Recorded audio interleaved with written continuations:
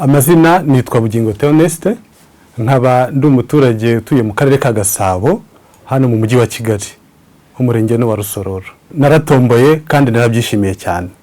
Natomboye muri tombora ikoreshwa na Rwanda Revenue ku bantu tugura babakiriya iyo tugiye guhaha, twaka inyemezabuguzi yitwa EBM, yo mu buryo bwa EBM.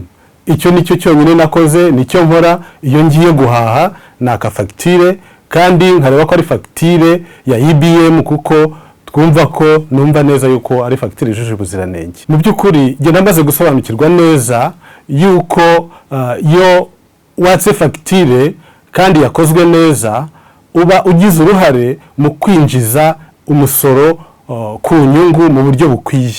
Icyo kintu bamaze kugisobanukirwa, niyo mpamvu buri gihe uko mpashye naka fagitire ya EBM, kuko cyane cyane ikindi ngewe nk'umuguzi mba namaze kwishyura uwo musoro ku nyungu.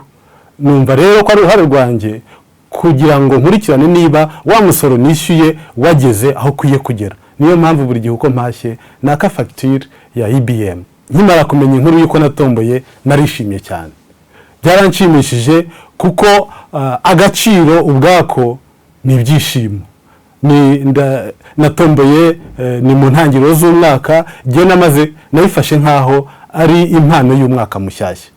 Ikindi nuko nta kiguzi nabitanzeho, ngewe nakoze ibyo ngomba gukora nk'umuturarwanda, nta mafaranga byantwaye yandi, ahubwo navuga ngo ni nka bonus, ni nk'igihembo cy'uko nujuje inshingano nkwiye kuzuza. Icyo rero ni ikintu nashishikariza buri muntu wese, ko mu by'ukuri dukwiye buri gihe uko duhashye kwaka fagitire ya EBM igaragaza yuko aho wahahiye batwaye umusoro ku nyungu watanze bakawugeza aho ukwiye kugera, kuko umusoro niwo twubakira igihugu, niwo wongera ukatugarukira tukawugiramo inyungu. Ya nyungu irongera ikangarukira nk'umuturarwanda. N'ikimenyimenyi none nabonye n'impano ituruka kuri kuzuza inshingano nk'umunyarwanda. Iyi telefone nk'uko namwe mubireba, ni telefone nziza igezweho, imwe yitwa smartphone, ni telefone y'agaciro, ni telefone umuntu wese yakwifuza.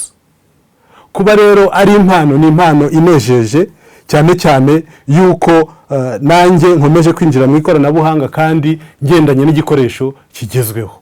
Iki rero biranejeje cyane. Murakoze.